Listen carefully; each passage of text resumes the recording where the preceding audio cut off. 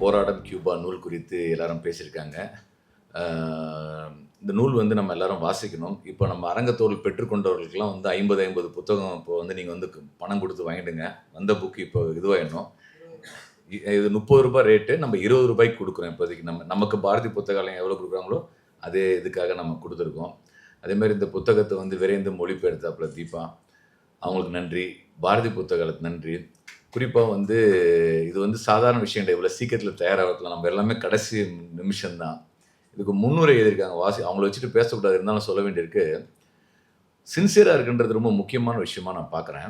நம்ம கம்யூனிஸ்ட் கட்சியில இருக்கிறதுலன்னா நம்ம பல நேரங்கள்ல வந்து எல்லாமே டேக் இட் ஈஸியா எடுத்துப்போம். ஒரு வேலை குடுத்தா, ஒரு வேலைய செய்ய சொன்னா யார் நம்மள கேட்க போறாங்க? எப்படின்றது வந்து நம்ம எல்லாருக்குமே வந்து இருக்கும்.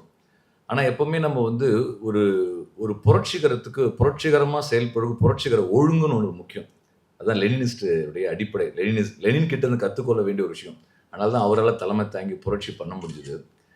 இந்த நேர்காணல் வந்து நான் ஆங்கிலத்தில வாசிச்சு முடிச்ச உடனேன்னா, ஒரு உலக ஏகாதிபத்தியத்திடம் ஒரு கம்யூனிஸ்ட் ஆள் வந்து ஆர்கியூமென்ட் வைக்கிறார். ஏகாதிபத்தியத்திடம் உரையாடல் நடத்துறார். ஒரு உரையாடலை எதிரியை நோக்கி எப்படி உரையாடணும் என்பதற்கு இந்த அதிபர் பேசுற பேச்சு தான். எங்க ஏறணும், எங்க இறங்கணும், எங்க அவன் பின்னாடி இருக்க ஆள தூக்கி உள்ள நம்ம பக்கம் சேர்த்துக்கணும். நான் யார்றான்னு காமிக்கணும். எல்லாத்துக்கும் என்னன்னா, ஒரு உலகத்துல ஜார்ஜ் டிமிட்ரோட உரையெல்லாம் நம்ம சொல்லுவோம். அதே மாரி சமகாலத்துல இந்த நேர்காணல்ல அந்த உரைய பண்ணியிருக்காரு. ஸோ இதுக்கு முன்னுரை யார்ட்ட வாங்கணும்னா, தோழர் பயங்கர ஒர்க்கா இருப்பாங்களே, கஷ்டம்னு சொல்லிட்டு தோழர் சொன்னேன். நான் சும்மா உங்களுக்கு ஒரு மெசேஜ் அனுப்பிச்சு தோழர் நீங்க பண்ணணும்னு சொன்னேன். சரி நாங்க எத்தனை வார்த்தை கேட்டாங்க.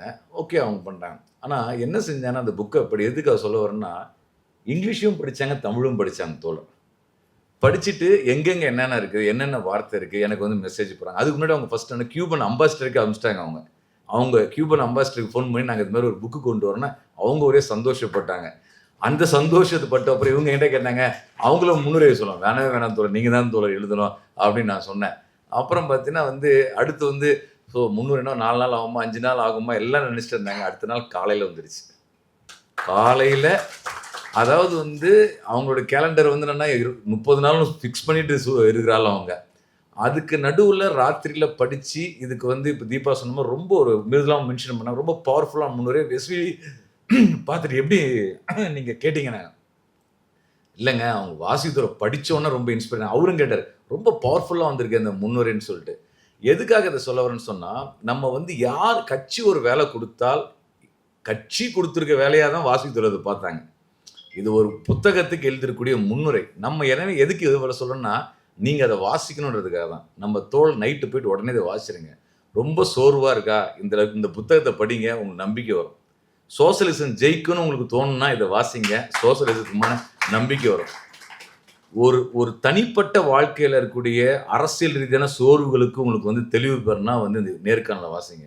காஸ்ட்ரோ நேர்காணல் பேசியிருக்கோம், சேகுவாரா பத்தி பேசியிருக்கோம், சாவேஸோட நேர்காணல் பார்த்திருக்கோம், அல்லது நீங்க வந்து நெல்சன் மண்டேலாவோட நேர்காணல், இப்படி உலகத்தினுடைய பல புரட்சியாளர்களுடைய நேர்காணல் நம்ம வாசிச்சிருக்கோம். அந்த வரிசையில் நிற்கக்கூடிய ஒரு மிக முக்கியமான நேர்காணல். இந்த நேர்காணல் நம்ம இங்கிலீஷ் மார்க்சிஸ்ட்லாம் வந்தது. வேற எந்த பத்திரிகையும் இல்லை. நம்முடைய ஆங்கில இங்கிலீஷ் மார்க்சிஸ்ட் பத்திரிகைகள் தான் இந்த நேர்காணல் வந்திருக்கு. எனவே தான் இந்த புத்தகத்தை நம்ம வந்து வெளியிடணும்னு நினைச்சோம். உண்மையிலே இவ்வளோ குறுகிய காலத்துல இந்த நூல் வந்து வெளியே வந்தது வந்து ரொம்ப ரொம்ப மகிழ்ச்சியான விஷயமா இருக்கின்றது. இந்த நேர்காணல் இவங்கெல்லாம் முடிச்சப்ப நான் 2 பேர் கமலால எனக்கு அனுப்பிச்சேன். அதான் வந்து முரளித்தோழர் சொன்னார். அவரை எதிர்த்து வச்சு லவுட் ஸ்பீக்கர் போட்டேன். கமலாலயன் பேசுறாரு, நீ கேளுங்க என்ன. அவர் இந்த புத்தகத்தை பத்தி 20 நிமிஷம் பேசினார் போன்ல. முன்னுரையிலிருந்து இது வரைக்கும் அவருக்கு எதிர்த்த மாதிரி அவர் அவ்வளோ உற்சாகமா நான் ரொம்ப டயர்டா இருந்தது செல்வா. அதை படிச்ச உடனே என்ன இவங்க வாசிக்கத்தோர் இப்படி எழுதியிருக்காங்க ஏங்க அப்படிதாங்க எழுது அவ்வளோ அளவுக்கு வந்து இதுவாகி அந்த நேர்காணல் ஒவ்வொரு சொற்றோடையும் பேசினார் கமலாலயன் தோழர் அந்த மொழியாக்கு உட்பட. எனவே வந்து ரொம்ப மிக முக்கியமான நூல் நம்ம கொண்டு வந்திருக்கோம். தோழர் அவசியம் வாசிங்க.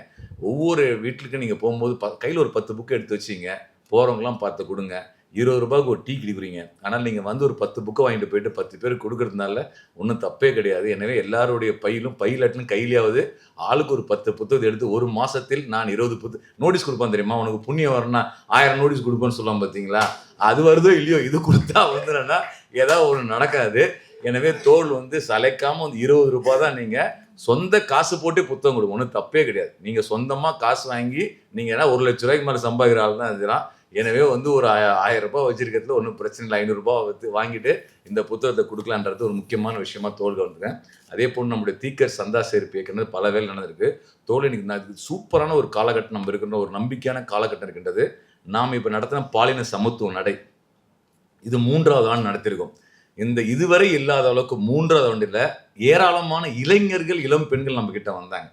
அதுவும் வந்து கட்சிக்கு அப்பாற்பட்ட ஒரு கூட்டம் வந்து நம்ம இந்த வாட்டி நம்ம சேர்த்துருக்கோம். வந்த அத்தனை பேரும் கொண்டாட்ட மனநிலை தான். போன வாட்டி தடுத்தாங்க, இந்த வாட்டி தடை அதை உடை தான். அது போலீஸும் ரெக்கார்டில் இருக்கா. சரி, அப்போ என்னன்னா அந்த அளவுக்கு நம்ம வந்து என்னன்னா அந்தோடைய நடையை நம்ம நடத்தணும்.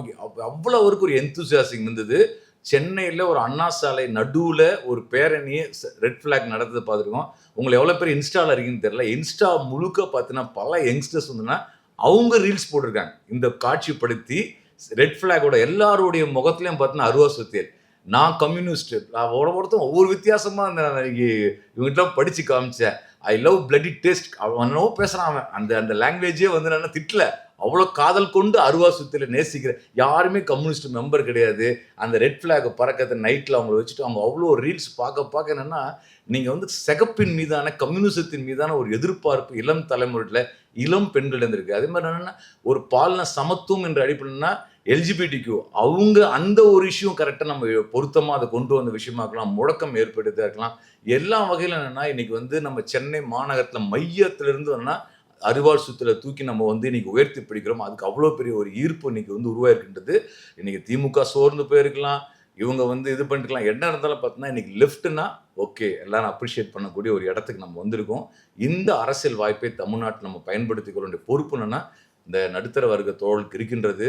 எனவே என்னென்னா நம்ம வந்து யூனியன் ஒர்க்கெல்லாம் கஷ்டப்படுறாங்க, எல்லாம் நல்ல விஷயம் தானே. பார்த்தா நம்முடைய இடதுசாரி கருத்துக்களை அதிகமாக கொண்டு செல்லக்கூடிய வேலையில் வந்து நம்முடைய செயல்பாடு அதிகரிக்கணுன்றதுக்காக நம்ம பல திட்டங்கள் நடத்திருக்கின்றோம். அதில் முதற்கட்டமாக இந்த போராடம் கியூபா நூல் வெளியீட்டு நிகழ்ச்சி நம்ம வச்சுருக்கோம். இப்போ தீக்கர் சந்தாக்கள் வந்து ஏற்கனவே நம்ம ஆரம்பிச்சிருக்கோம். எனவே மினிமம் யார் யார் எவ்வளோ தீக்கர் சந்தாக்களோ அந்த தீக்கர் சந்தாக்களை வந்து இப்போ நீங்கள் வந்து வாசித்தோடு பேச முன்னாடி ஒப்படைங்க. அவங்க அதை பெற்றுக்கொண்டு உரையாற்றிருக்காங்க. நம்ம ஒரு 8:30 மணிக்குள்ள நிகழ்ச்சியை முடிக்கணுன்றதான் நம்முடைய அடிப்படையான விஷயங்கள்.